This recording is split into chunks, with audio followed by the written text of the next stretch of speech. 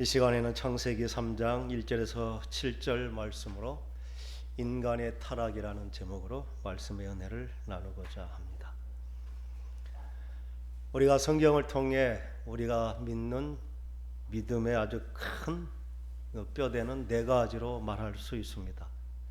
첫째, 하나님께서 모든 천지 만물과 우리 사람을 하나님께서 창조하셨다는 것입니다.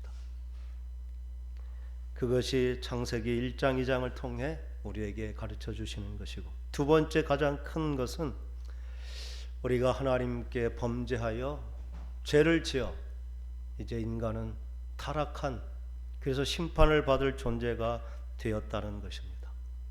그것이 창세기 3장의 기록입니다. 그러한 우리 인류를 하나님께서 자기 아들 독생자 예수를 보내주시고 우리를 구원해 주시고 이 땅에서 거룩한 삶으로 변화시켜서 우리를 이제 성화시켜 주신다는 것이 창세기 3장부터 요한계시록 20장까지의 그 모든 기록은 우리가 어떻게 이 땅에서 예수 믿고 구원받은 하나님의 백성이 되는가를 가르쳐 주시는 성화의 긴 과정을 말씀하고 있습니다.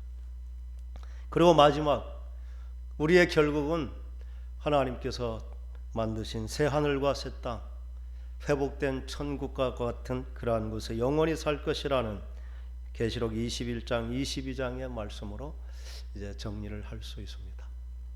그래서 우리의 창세기 3장 짧은 것이지만 어쩌면 우리의 믿음의 여정의 절반이 이 창세기 3장까지의 아주 중요한 기록입니다. 그래서 우리가 창세기 3장까지를 모른다면 우리 인생의 절반의 그 부분을 모르고 산다는 것과 동일합니다. 우리가 하나님을 알지 못하는 사람은 우리가 어디서 왔는지, 우리의 생명이 어디서 시작되었는지 그 답을 알지 못합니다. 과학자들은 저절로 오랜 시간 진화되면서 우리 같은 존재가 되었다고 그렇게 믿는 것입니다. 그런데 하나님께서는 분명히 하나님께서 목적을 가지고 가장 존귀하게 하나님의 형상을 닮은 하나님의 대리자로 사람을 지으셨다고 창세기 1장 2장에는 기록하고 있습니다. 그런데 그 사람이 하나님의 법을 어김으로 범죄함으로 그 하나님의 사랑에서 끊어지고 마치 이제 죽을 수밖에 없는 우리의 지금 존재처럼 이 땅에 살다가 수명이 다하면 죽고 많은 존재가 되어버렸다는 것입니다. 우리가 왜 죄인이 되었는지, 왜 죽음에 왔는지 그 원인을 창세기 3장은 분명하게 말씀해 주시는데 우리가 그것을 모르니까 우리의 인생이 왜 이렇게 시작되고 어떻게 끝나는지 알지 못하고 마치 운명처럼 우리 생명을 다하면 죽는 것으로 여기면서 그 안에 우리가 원하는 것, 추구하는 것을 많이 가지고 많이 누리면 가장 행복한 인생이라고 살면서 우리는 참 시작도 끝도 모르는 모호한 인생을 살다가 결국 하나님 예수를 만나지 못하면 모두가 가는 심판, 영원한 지옥에 가게 되는 것입니다. 그러므로 오늘 우리가 이 창세기 3장을 통해 왜 우리가 죄인이 되었는지, 어떻게 우리는 죽을 수밖에 없는 운명이 되었는지를 안다면 우리에게 다시 영원히 사는 길, 그리고 우리의 그 창조의 하나님의 목적대로 사는 가장 귀하고 가치 있는 삶을 이제 살게 되는 그 놀라운 은혜를 받게 될 줄 믿습니다. 오늘 예배를 통해 우리 모두가 그러한 정말 하나님이 주신 복을 누리기에 합당한 저와 여러분 되기를 간절히 소망합니다. 창세기 3장은 인간이 어떻게 죄가 시작되었는지를 보여주시는 그러한 말씀입니다. 말씀은 그런데 뱀은 여호와 하나님이 지으신 들짐승 중에 가장 간교하다, 이렇게 뱀의 입을 통해서 죄가 세상에 들어오는 것을 말씀하십니다. 그런데 뱀이 우리를 한 것이 아니라 그 뱀의 배후에 우리를 죄를 짓게 하는 존재가 있다는 것이 우리가 성경을 통해 알 수 있는 것입니다. 성경은 그것을 처음부터 기록하지 않았지만 우리로 하여금 맨 처음 아담과 하와가 죄를 짓게 한 그 정말 세력이 무엇인지 유혹하는 자의 정체에 대해서 성경은 기록하고 있습니다. 이사야 14장 12절에서 15절 말씀을 우리가 함께 읽어보겠습니다. 너 아침의 아들, 함께 읽겠습니다. 너 아침의 아들 계명성이여 어찌 그리 하늘에서 떨어졌으며 너 열국을 엎은 자여 어찌 그리 땅에 찍혔는고 내가 내 마음에 이르기를 내가 하늘에 올라 하나님의 뭇별 위에 내 자리를 높이리라 내가 북극 지폐의 산 위에 앉으리라 가장 높은 구름에 올라가 지극히 높은 자와 같아지리라 하는도다. 그러나 이제 내가 수월 곧 구덩이 맨 밑에 떨어짐을 당하리로다. 이 하나님을 대적해서 하나님과 같이 되고자 했던 피조물 그의 정체에 대해서 요한계시록에도 또 12장 7절에서 9절은 기록하고 있는데 그 말씀도 우리가 함께 읽어보겠습니다. 하늘에 전쟁이 있으니 미가엘과 그의 사자들이 용과 더불어 싸울세 용과 그의 사자들도 싸우나 이기지 못하여 다시 하늘에서 그들이 있을 곳을 얻지 못한지라 큰 용이 내쫓기니 옛 뱀 곧 마귀라고도 하고 사탄이라고도 하며 온 천하를 꿰는 자라 그가 땅으로 내쫓기니 그의 사자들도 그와 함께 땅에 내쫓기니라. 아멘. 성경은 우리를 유혹하는 자 그것을 사탄이라 마귀라 또 옛 뱀이라 이렇게 말하면서 그는 하나님을 찬양하던 가장 위대한 천사장 루시엘 천사장입니다.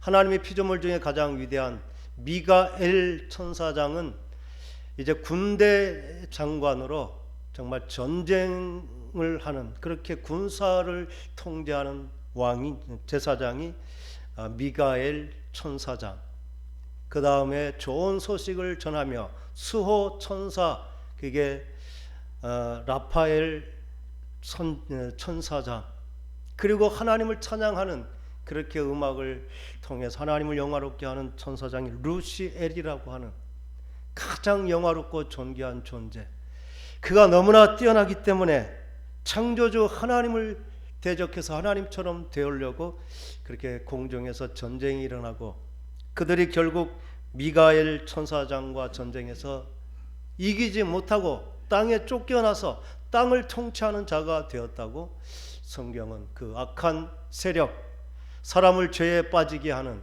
그러한 세력이 하나님을 대적한 최초의 피조물 그게 바로 가장 뛰어난 그 루시퍼라고 하는 것을 말씀해 주시고 있습니다. 그가 바로 이 뱀을 통해 아담과 하와를 유혹하게 되는 것입니다. 그런데 왜 뱀을 선택했을지 그거에 대해서 오늘 주신 말씀은 뱀이 하나님이 지으신 하나님이 특별하게 만드신 짐승 중에 가장 간교하다 이렇게 뱀의 특징에 대해서 말씀하는 것입니다.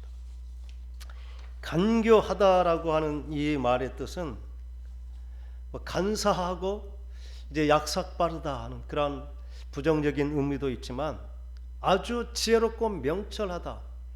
아마 뱀은 가장 자기가 지혜가 탁월하다고 우쭐대며 뽐내는 그러한 피조물 그게 바로 이 뱀으로 상징되는 것입니다. 그래서 파라오나 이게 애굽의 그러한 지도자들은 그 머리에 이 뱀의 형상을 하고 가장 뛰어난 지혜자라는 상징으로 그렇게 자기를 나타내는 것입니다. 이 사탄은 누구를 자기의 하수인으로 삼는가? 내가 최고라고 우쭐한 이런 교만한 그 뱀을 통해 그의 하수인이 되게 하는 것입니다. 지금도 마찬가지입니다. 그래서 하나님은 내가 뭔가 됐다고 우쭐하고 교만한 것을 가장 경계하시면서 겸손한 사람이 되라고 말씀하십니다. 우리가 교만을 바꾸어서 하나님께서 내게 이렇게 지혜를 주시고 깨닫게 해주셨구나. 너무나 감사하다고 생각하면 그것이 교만이 되지 않고 겸손이 될 수 있는데, 그래도 내가 최고야, 정말 나를 따를 사람이 없어, 그렇게 자기 교만을 마치 자기가 얻은 양 생각하면 여지없이 그는 교만해서 그것으로 자기 올무가 되는 이 일을 당하게 됩니다. 그 뱀의 입을 통해서 사탄이 사람을 유혹하는 것입니다. 우리의 죄가 어디서 왔을까요? 하나님은 처음에 아담과 하와를 지을 때 죄가 없는 존재로 하나님께 순종하며 하나님과 사는 존재로 살았던 것입니다. 그런데 사람에게서 스스로 죄가 나온 것이 아니라 이 사람을 유혹해서 죄에 빠뜨리게 하는 그러한 세력이 틈을 타서 이제 사람으로 하여금 죄를 짓도록 했다는 것입니다. 우리가 이 악한 세력을 알지 못하면 모든 것이 사람에게서 시작했다고 하면 이해하지 못하는 것입니다. 우리의 일상도 마찬가지입니다. 왜 문제가 시작되는지 우리는 사람에게서라고 하지만 우리의 환경을 지배하는 그런 악한 영의 세력이 있다는 것을 분명히 알 때에 우리는 진정 해결의 길을 찾게 될 것입니다.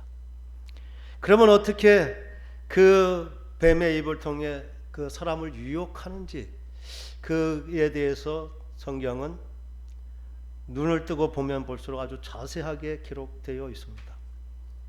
그 뱀의 입을 통해 최초의 여자 그 하와에게 뱀의 한 질문은 참으로 너희에게 동산 모든 하나님이 참으로 너희에게 동산 모든 나무의 열매를 먹지 말라 하시더냐, 이게 당연한 질문 같은데 뱀의 말에는 아주 교묘한 그러한 술수가 들어있는 것입니다.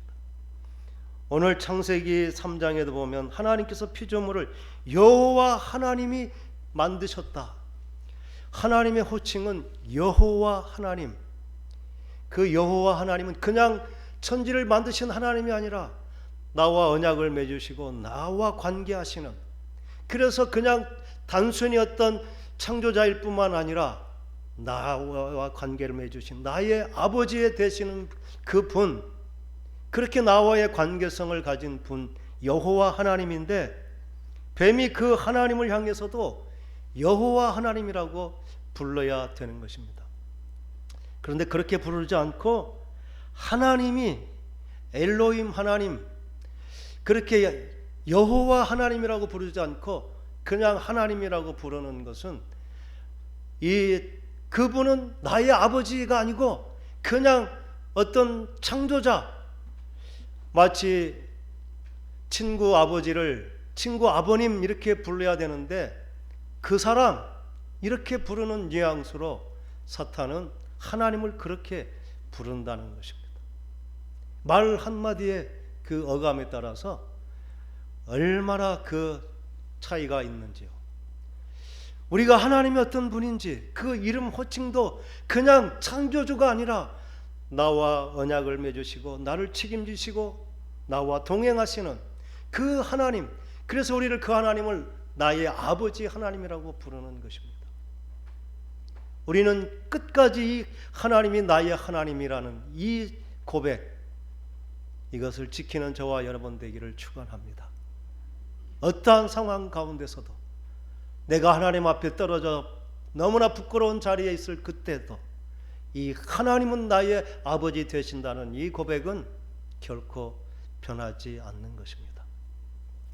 그런데 뱀은 그 하나님을 마치 조물주인 어떤 그러한 능력 있는 그분이 정말로 너에게 이 동산 모든 나무를 먹지 말라고 하셨어? 그게 정말이야? 이렇게 묻는 것입니다. 사실은 어떤 것일까요? 하나님께서는 보기에 좋고 먹기에 좋은 나무들을 다 먹도록 허락하셨습니다. 그리고 동산 가운데 생명나무도 먹고 영원히 생명을 누리도록 허락하셨습니다. 금하신 것은 딱 하나, 선악을 알게 하는 그 나무는 먹지 말라. 그래서 창조주와 피조물인 그 선을 넘지 말라고 한 가지를 제안하셨는데 다 알면서 뱀의 질문은 마치 하나님께서 모든 것을 먹지 말라고 해서 우리의 자유를 제한한 것처럼 그렇게 느끼도록 질문을 하는 것입니다. 그것도 아주 정말 정색을 하면서 그분이 정말로 이 모든 것을 먹지 말라고 너에게 말했어? 마치 편들어주는 것처럼 그러면서 하나님에 대한 불신이 마음이 들도록 이렇게 다가오는 것입니다. 이 사탄은 우리를 처음부터 멸망시키려고 의도를 가지고 계획적으로 오는 것이지 그냥 우연히 만나는 것이 아닙니다. 그리고 사탄은 우리의 약점이 무엇인지를 너무나 잘 알고 그 약점을 파고 우리로 하여금 넘어지게 하는 것. 요즘 이단들도 마찬가지입니다. 대표적인 이단이 신천지인데 그들은 비유풀이라는 것을 통해서 말이 마치 우리 눈이 흐려지게 만들어버리면 무슨 말을 해도 그들의 말을 듣게 하는데 그 과정까지 정말 인간적인 조작을 통해서 거짓에 속도록 그렇게 인간의 약점을 파고들면서 계속 그렇게 넘어갈 때까지 사람을 붙여서 의도적으로 그렇게 만들어가는 그게 사탄의 전략 동일한 것입니다. 그래서 그들의 행위를 보면 그가 하나님께서 나온 것인지 그들이 사탄의 종로로 타는 것인지를 분명히 보게 되는 것입니다. 악의 모습은 동일하게 그 아비 마귀를 담는 것인데 이 뱀이 하는 행태가 바로 그렇게 사람의 약점을 가지고 사람으로 하여금 불신을 가지고 원망하게 하는 그렇게 접근해 오면서 그 말을 들으니까 이 하와가 아니라고 말하면서 말하기를 그냥 먹지도 말라고 했을 뿐만 아니라 만지지도 말라고 했다. 하나님은 그렇게 우리를 제한하셨다 생각하면서 또 분명하게 그것을 먹으면 반드시 죽으리라 이렇게 말씀하셨지만 죽을까 한다, 죽을까 하노라 이렇게 자신의 그 무장을 해제시켜 버리는 것이죠. 절대적인 명령을 마치 이렇게 흐릿한 것처럼 그게 사탄의 전략에 빠져든 그 사람의 모습인 것입니다.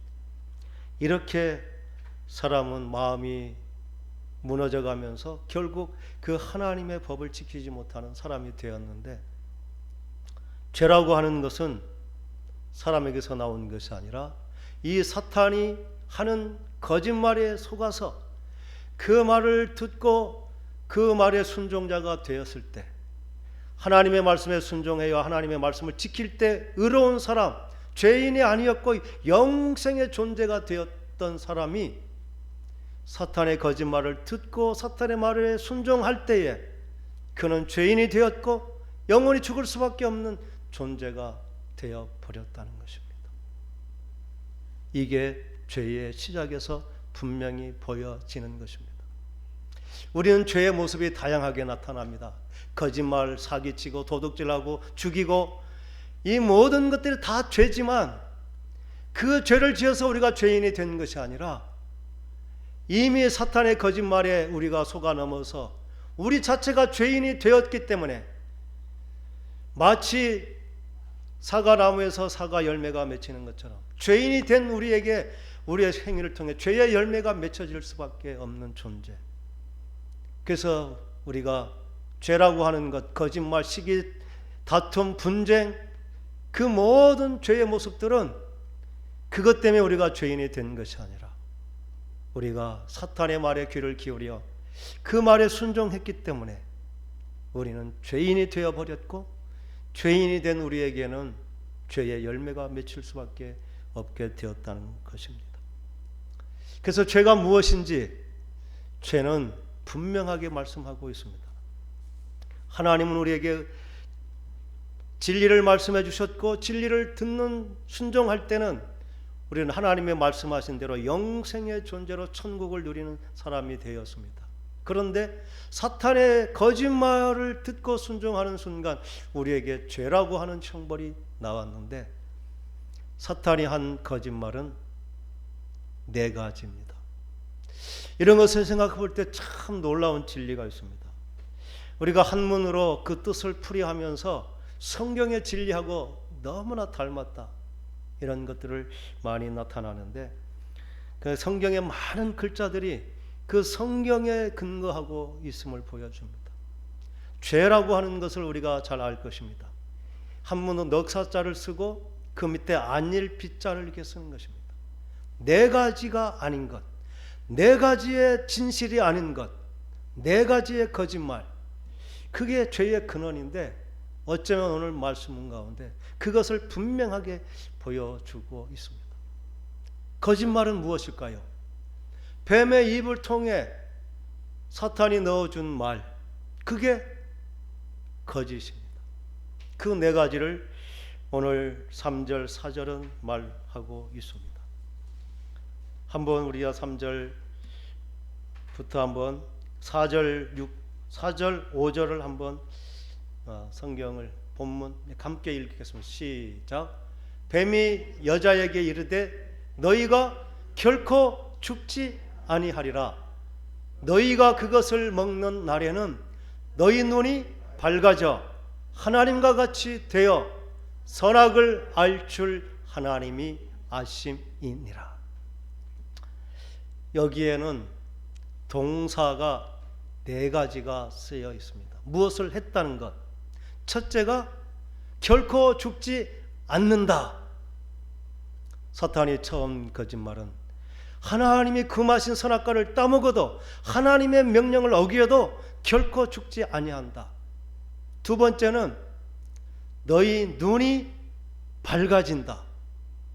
눈이 밝아진다. 선악과를 따먹으면. 세 번째는 너희가 선악과를 따먹으면 너희가 하나님처럼 된다. 네 번째는 너희가 선악을 판단하는 자가 된다.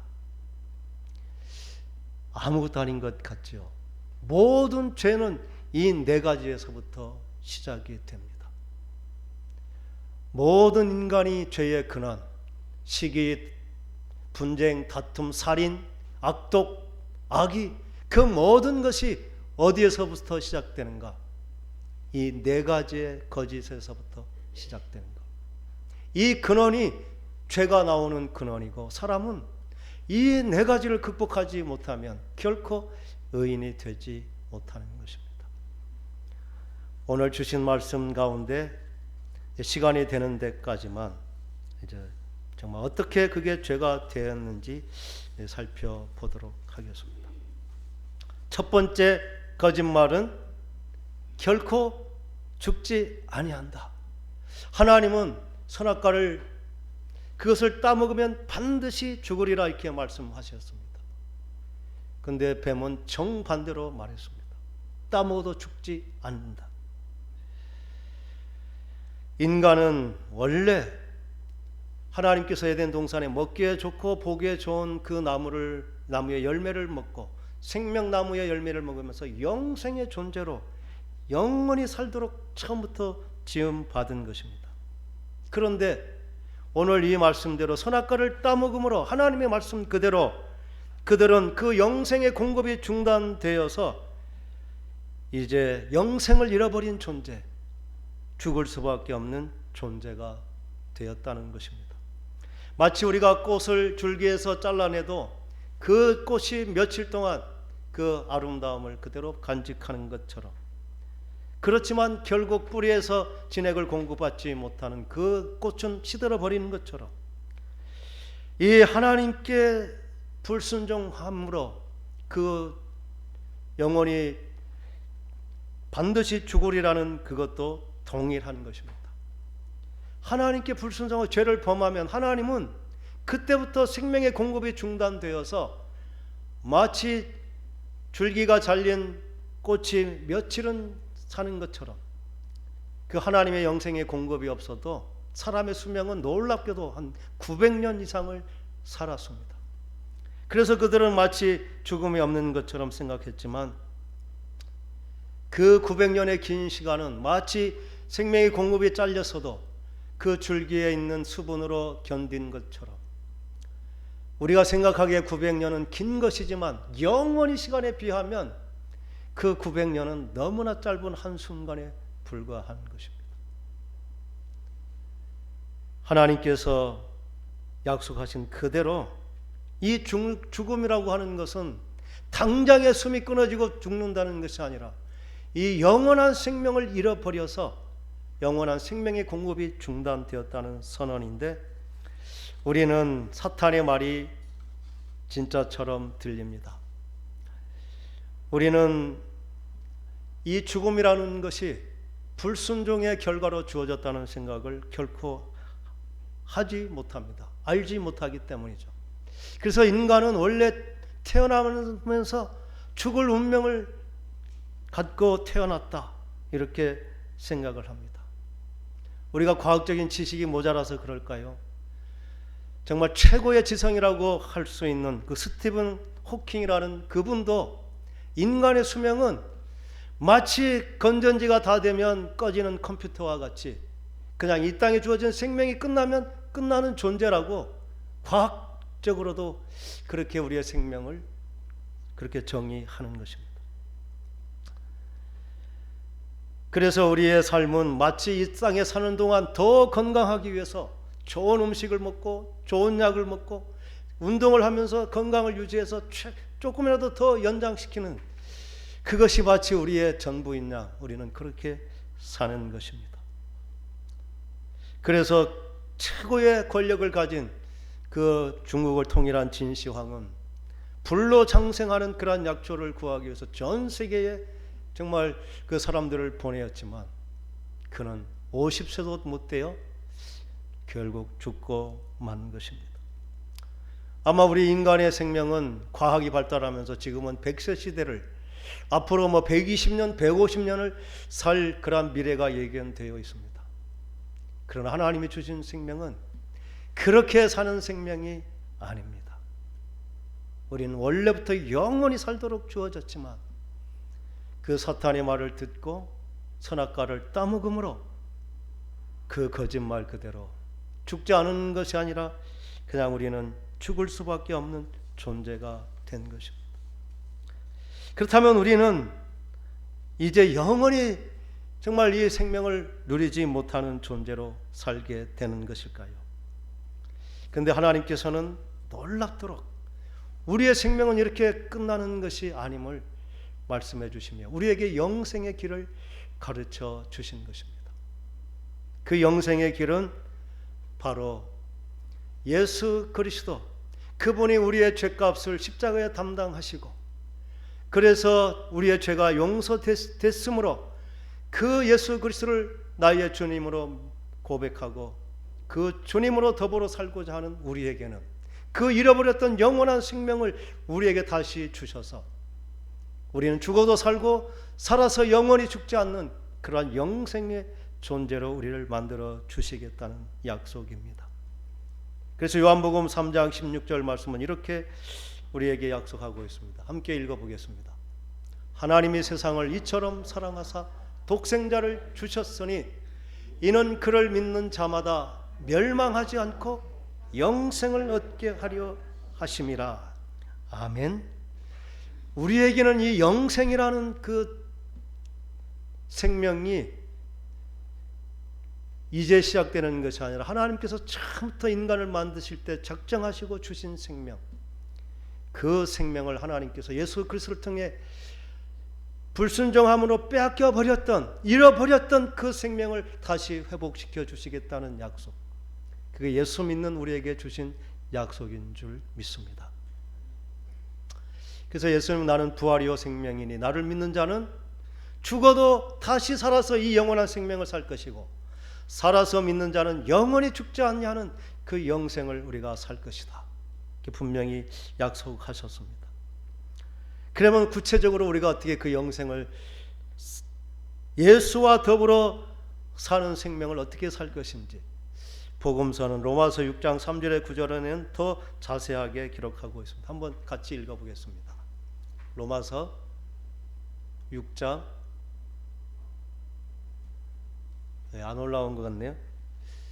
그러면 제가 읽겠습니다. 무릇 그리스도 예수와 합하여 세례를 받은 우리는 그의 죽으심과 합하여 세례를 받을 줄을 알지 못하느냐. 그러므로 우리가 그의 죽으심과 합하여 세례를 받음으로 그와 함께 장사되었으니 이는 아버지의 영광으로 말미암아 그리스도를 죽은 자 가운데서 살리심과 같이 우리로 또한 새 생명 가운데 행하게 하려 함이라. 만일 우리가 그의 죽으심과 같은 모양으로 연합한 자가 되었으면 또한 그의 부활과 같은 모양으로 연합한 자도 되리라. 우리가 알거니와 우리 옛 사람이 예수와 함께 십자가에 못 박힌 것은 죄의 몸이 죽어 다시는 우리가 죄의 종노릇 하지 아니하려 함이니 이는 죽은 자가 죄에서 벗어나 의롭다 하심을 얻었음이라. 만일 우리가 그리스도와 함께 죽었으면 또한 그와 함께 살 줄을 믿노니 이는 그리스도께서 죽은 자 가운데서 살아나셨음에 다시 죽지 아니하시고 사망이 다시 그를 주장하지 못할 줄 알미로라. 아멘.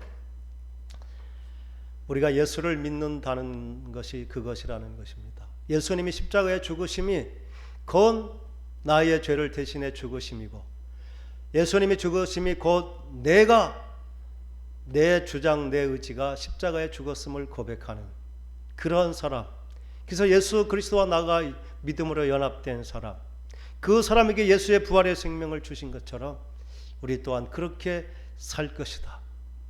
그게 우리가 믿음으로 고백하는 예수님은 나의 주님이라는 고백, 그 고백이 진실하고 정말 내가 그리스도와 함께 십자가에 못 박혔다고 사도 바울이 고백처럼 우리가 그렇게 믿음 안에 서 있을 때 예수의 부활이 분명한 것처럼 그가 더 이상 죽음이 그를 주장하지 못하고 영원히 사는 것처럼 우리에게 처음부터 주셨던 그 영생의 삶을 주시겠다는 약속입니다. 그러므로 예수 안에 있는 우리들에게는 이제 더 이상 죽음은, 영원한 죽음은 우리에게 없는 것입니다. 이 땅에서 우리가 육신이 죽는 죽음을 경험하겠지만 그것은 주님이 부활 때 영원한 생명체로 다시 부활시켜서 주님과 영원히 살 것이라는 약속. 우리 영혼은 죽지 않는다는 것입니다. 우리가 이 땅에 숨이 끊어질 때 우리의 육신은 잠시 흙으로 돌아가지만 우리에게 생명을 주신 그 생명은 하나님께서 부르시고 하나님이 다시 오실 때 우리의 육체와 함께 부활하여 하나님이 약속하신 이 천국에서 누렸던, 아담과 하와가 누렸던 그런 영원한 생명을 살 것이다. 그게 우리에게 주신 첫 번째 약속입니다. 우리는 이 땅에서 이제 죽음을 잃어버린 존재, 우리의 어떠한 이 땅에서 삶이 어떻게 끝날지 모르지만 그러나 하나님께서는 약속 그대로 우리의 생명을 영원까지 책임져 주시며 우리는 그 하나님께서 약속하신 처음 생명을 누리는 존재, 사탄은 죽지 않을 것처럼 살라, 마치 생명을 위해서 모든 것을 다 바치고 살라고 생명에 충성하는 자가 되라 말하지만 우리는 예수 안에 이미 죽은 존재로 생명을 위해서 사는 것이 아니라 예수를 위해 죽고자 하면 우리에게 영원한 생명이 주어지는 줄 믿습니다. 이 생명의 자유를 누리는 저와 여러분 될 수 있기를 간절히 축원합니다.